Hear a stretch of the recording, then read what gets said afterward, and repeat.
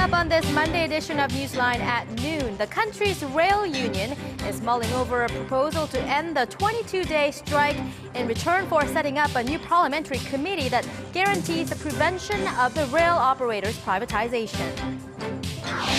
With Parliament due to end its regular session today, the opposition is adamant it won't pass next year's budget unless the ruling party compromises on the terms of reforming the spy agency.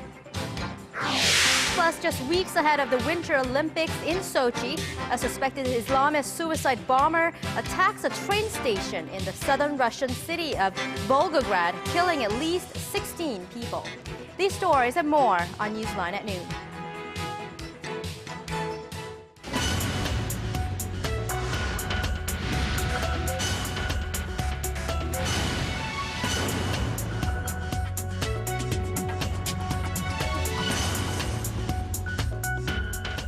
Thanks for joining us. You're watching Newsline at noon. I'm Choi Yusan in Seoul. Very good to have you with us. I'm Mark Broom. We start with the nationwide rail strike, now into its 22nd day. There have been a number of developments over the past couple of hours that could potentially bring an end to the conflict between the state-run railway operator Korail and the railway union. And we have our Kim Ji-yeon live on the phone for more details. Ji-yeon, what's the latest? Well, there's been a provisional agreement between the Railway Labor Union and the country's rival political parties to form a committee under the Transport Ministry to deal with issues related to improving the management of the nation's railways. The formation of the committee was one of the 5 changes the union requested to Korail during their one-on-one talks held last Thursday. The members of this railway committee will be comprised evenly from members of both the rival parties, but it will be headed by someone from the ruling Saenuri party. Earlier, there were reports the formation of this committee would bring an end to the rail strike, but shortly afterwards, the president of the railway union, Kim Myung-han, dismissed that outright.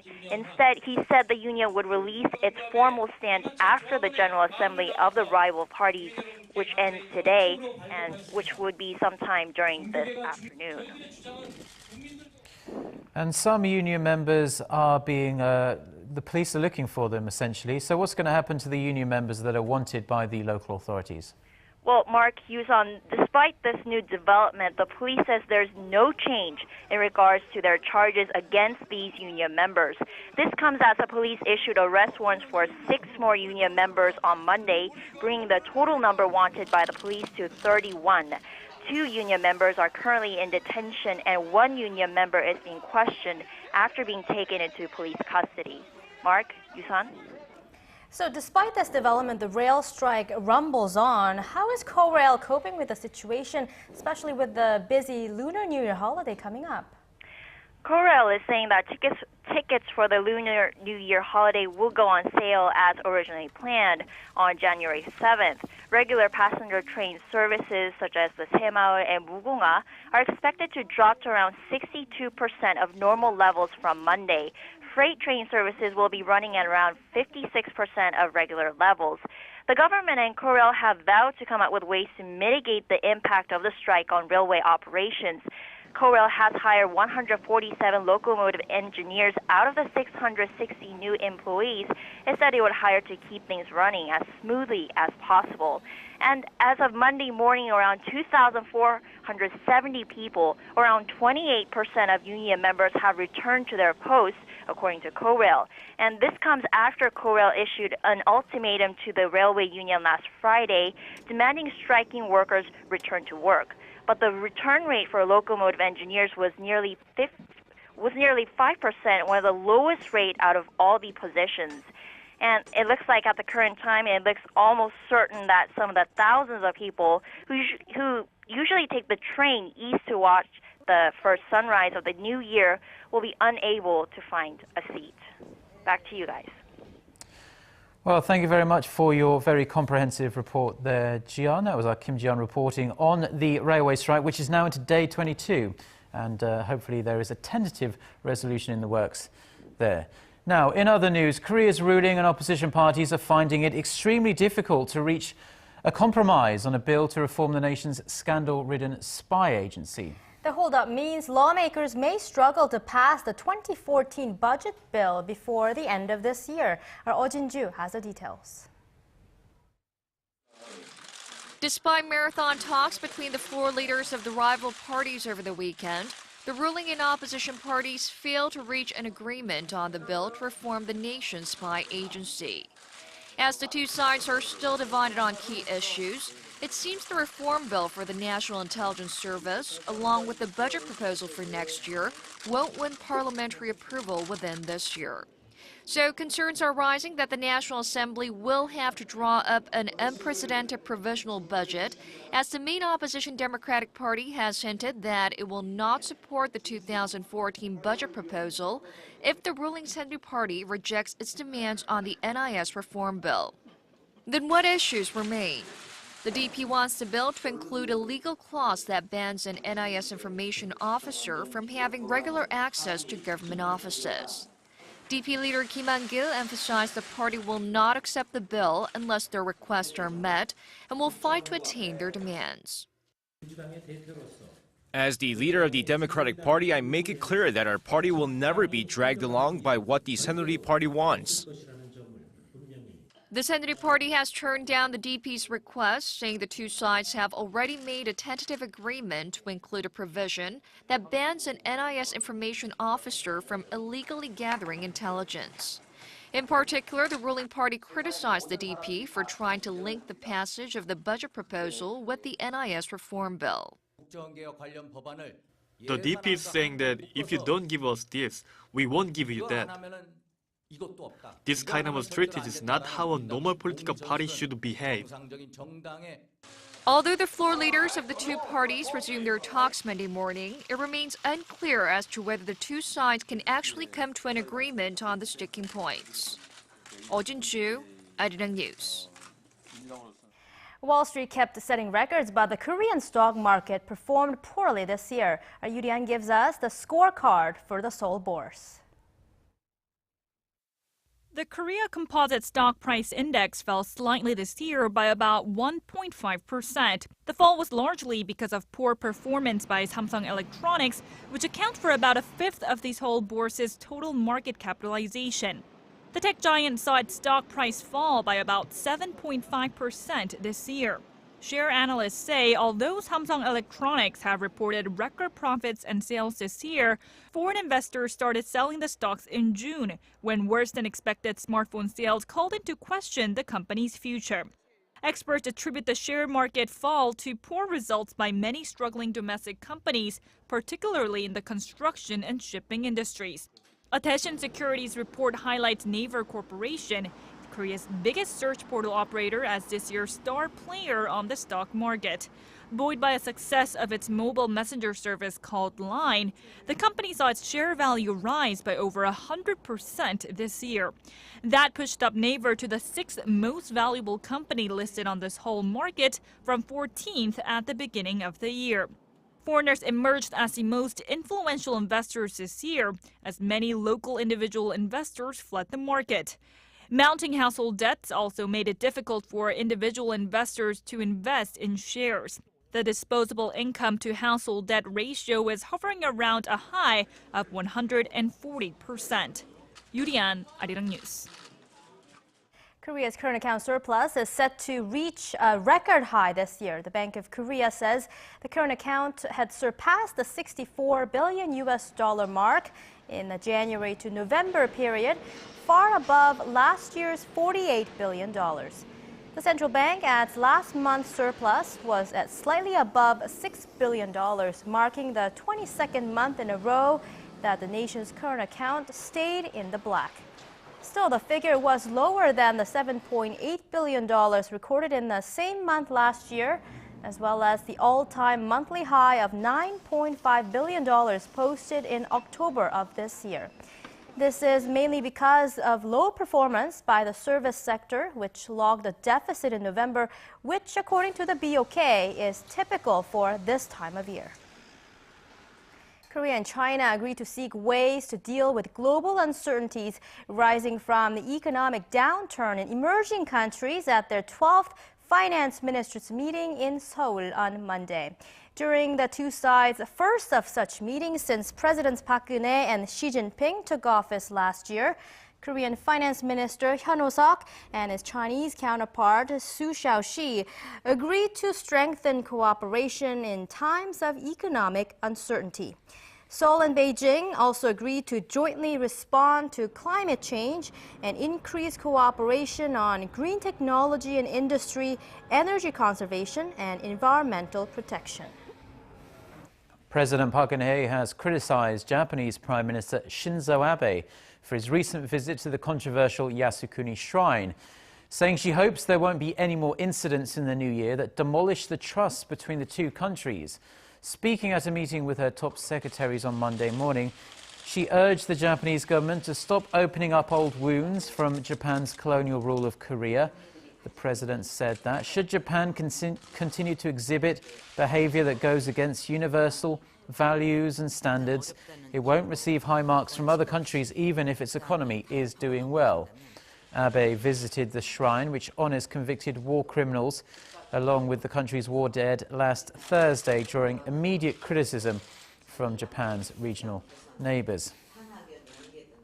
And Korea-Japan relations are strained to a point not seen in years following Japanese Prime Minister Shinzo Abe's visit to the Yasukuni War Shrine. And it looks like relations could plunge to new lows this year as a number of events are planned that will send fresh chills through the already frosty relations. Kim Min-ji reports.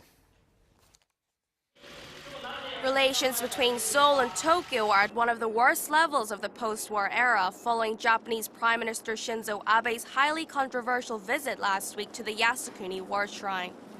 And with several unfavorable events in store for next year, the icy relations are unlikely to thaw anytime soon. The first event is the Takashima Day, which takes place in Japan's Shimane Prefecture each year in February, claiming sovereignty over the Korea-controlled Dokdo Islets. This past February, the Abe administration sent government officials to the event for the first time, drawing sharp criticism from Korea. In March, Japan will announce the screening results of its history textbooks, while Tokyo is expected to unveil its diplomatic blue paper and defense white paper in April and July, respectively. As Japan continues to claim sovereignty over Dokdo, these events will almost certainly negatively affect the relations. It is also unclear whether Abe will make a second visit to the Yasukuni War Shrine during the April Spring Festival. Seoul's foreign ministry reacted strongly to Abe's visit last week, expressing its deep regret and anger. Another event which could ignite tensions is a ruling by Korea's Supreme Court ordering Japanese companies to compensate Korean victims of forced labor during Japan's colonial rule of Korea in the early 1900s. Making matters worse, if the case is taken to the International Court of Justice, it could expand into a diplomatic conflict. Moreover, Japan's continuous push for collective self-defense has also set the two countries against each other. The Korean government has been doing its best to convince its allies against supporting Japan's move to regain its right to collective self-defense, which would allow Tokyo to use force in the event an ally is attacked. Meanwhile, reports say that the Korean government will postpone all defense meetings and diplomatic exchanges with Japan for the time being. Kim Min-ji, Arirang News. Marking 2 years since North Korean leader Kim Jong-un was named the supreme commander of the military, the regime's high-ranking officials have sworn allegiance to their young leader. Top officials in the military, ruling party and cabinet attended Sunday's ceremony just a day ahead of the anniversary, but the leader's aunt, Kim Kyung-hee, whose husband was recently executed on charges of treason, was not seen at the event. In a speech, Kim Jong-un's new right-hand man and director of the military's political department, Che Ryong-hae, said the military should hold higher the slogan of protecting the leader with their lives. Che added that should the enemy attack, the military will wipe out the invaders and realize a unification on the Korean peninsula.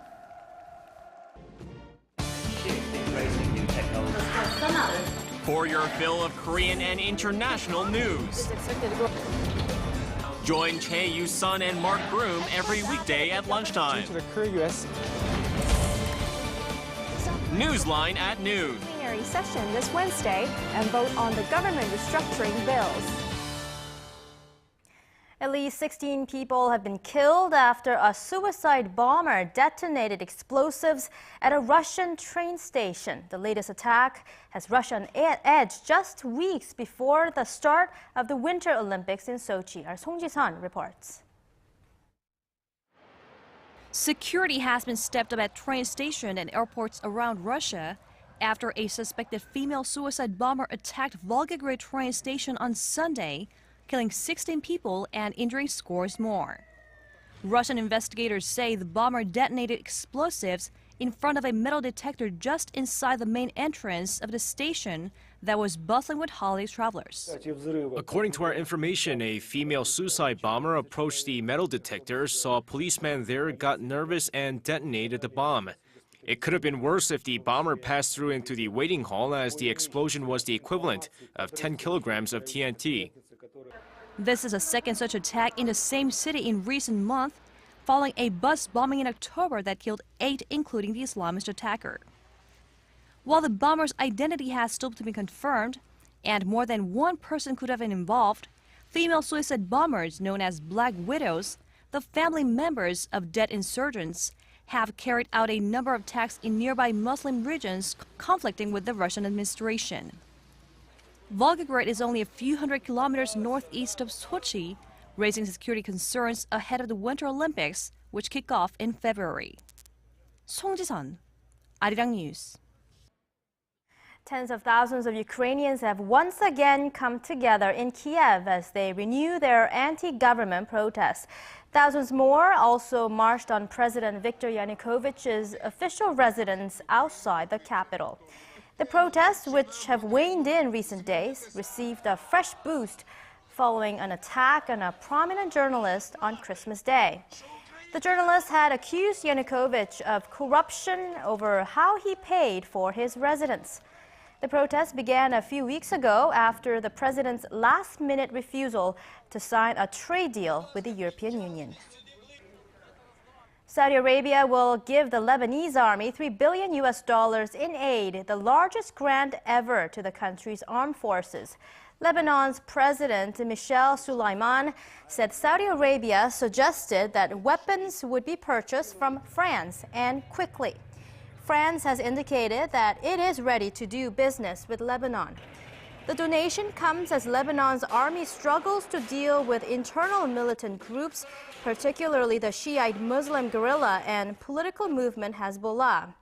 Watchers say Saudi Arabia wants to shore up the Lebanese army as a counterbalance to Hezbollah, seen as the most effective and powerful armed group in Lebanon and funded by Iran, a key adversary of Saudi Arabia. 7-time Formula One champion Michael Schumacher is in critical condition after he banged his head while skiing in the French Alps. The 44-year-old German hit his head against a rock while off-piste Sunday with his young son. He was escorted to a nearby hospital by helicopter. Schumacher was conscious initially, but doctors say he arrived at the clinic in a coma and underwent immediate brain surgery for a serious head trauma. Schumacher is the most successful Formula One driver of all time, with 91 race victories in his career. For years now, Korea has been spearheading attempts to bring the latest high-tech devices into the classroom, from tablet PCs to robots. That's right, we're talking and singing and interactive robots. But these robotic teaching assistants are now being recruited in the field of special education to help children at home and abroad, our Paulie reports. Meet the next generation of teachers here in Korea who require neither food nor sleep. These colorful and playful robots have been a hit at this elementary school in Gyeonggi-do province. Students are captivated as the robotic teachers start off classes with musical songs and also ensure they follow lessons correctly.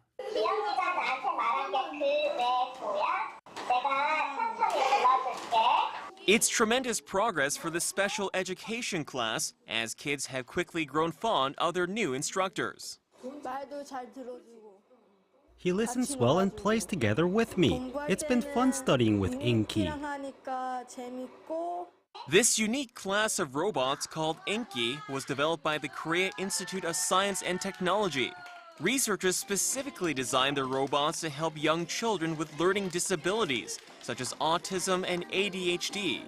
After a 3-month trial, teachers here say they've seen a dramatic change in their students. As we interact with Inky, there's been a higher desire to make friends and get along with others. And it's not just the learning aspect. I've seen a large effect on the children, from their emotional behavior to even their social skills. The comprehensive system allows a user to remotely control the robot while closely monitoring students' responses through multiple cameras. The robot can be intelligently utilized when children play a game or review material. And when a little more communication is needed, the robot can be remotely controlled. In regard to smart robotics, I believe this attempt to open up a new market in Korea is important. 10 of the Korean learning robots will be exported to Denmark next year, while additional pilot programs will be conducted here at home, giving schools greater flexibility to reach their students. Paul Yi, Arirang News. 2014 is on the horizon, and many Koreans are planning to ring in the new year at famous winter destinations on the Korean peninsula. Jeju Island is among the hottest spots, but with thousands of tourists flocking to the southern island every single day, hotel rooms and airline seats are in very short supply. Son Jung-in reports. It's the last week of the year, and another wave of tourists has just arrived at Jeju International Airport. They're part of the 25,000 daily visitors Jeju Island has been receiving during the winter holiday season. Jeju has become a hot destination for those looking to celebrate the end of the year at one of Korea's leading vacation spots. This week, many climbers, hikers, and leisure sports tourists are seeking out Mount Halasan's snowy landscapes, and many families are coming in this weekend as well. However, if you're looking to book a last-minute trip to Jeju, you may want to plan carefully. Hotels, condominiums, and other rental accommodations here are reporting that up to 80% of their vacancies have already been booked. Rental car dealerships say bookings are limited, with over half of their vehicles signed out. But for those who are able to make the trek, the spectacular scenic views are sure to take your breath away. The annual festival, held on top of Jeju's famous Hongsan Ilchulbong, or Sunrise Peak, is expected to draw in large crowds on New Year's Eve. We're extending the festival this year by 1 day for a 3-day, 2-night event. We've established a variety of programs, including traditional weddings for foreigners, trips to World Natural Heritage Sites, and others. Whether you're visiting Jeju or in the capital city of Seoul, special events across the country will be welcoming the first sunrise of 2014 with warm wishes and united cheers. Son Jung-in, Arirang News. Let's get an update on the weather by going over to our Lee Ji-hyun at the Weather Center. Hello there, Ji-hyun. Good afternoon, Mark and Yusan. Now, guys, tomorrow is New Year's Eve already. I know, I can't believe it. Time really has flown by. 2013 has been a very good year, I'm sure, for us personally. But I believe people in Korea will be traveling to see the first sunrise of 2014. We just saw in that report there. But will the weather cooperate? Well, answer is yes, Mark. Those who plan to be outdoors this week will have no problem with the weather. And actually, I would say the weather has been really nice so far this winter. We had a mild Christmas, and we will have a mild New Year's Eve and New Year's Day as well. And the cold snap that has gripped the nation will finally let up today. And the high in the Seoul metro area will get up to about 6 degrees Celsius this afternoon, and it will be 3 to 4 degrees warmer than usual down south as well. And we will have mostly to partly sunny skies across the nation throughout the day. So if you have the day off or after lunch, it will be a good idea to go out and take advantage of mild winter weather this afternoon. And as I said earlier, the warming trend will continue throughout the week. So the weather outlook outlook for tomorrow, New Year's Eve looks similar to today's, but the Seoul metro area might see a few flurries later at night, while the rest of the country will enjoy mostly to partly sunny skies tomorrow. Well, let's take a look at the readings for today. The high in Seoul will peak at 6, while Daegu and Gwangju will get up to 8 and 7 respectively, and Busan will see a high of 9 in the afternoon. And for other regions, it looks like Jeju should see a high of 10 in the afternoon. Daejeon and Dokdo will reach 7 and 6, and the top temperature on Mount Kumgang will be -4. Now that's Korea for you, and here's a look at the weather conditions around the globe.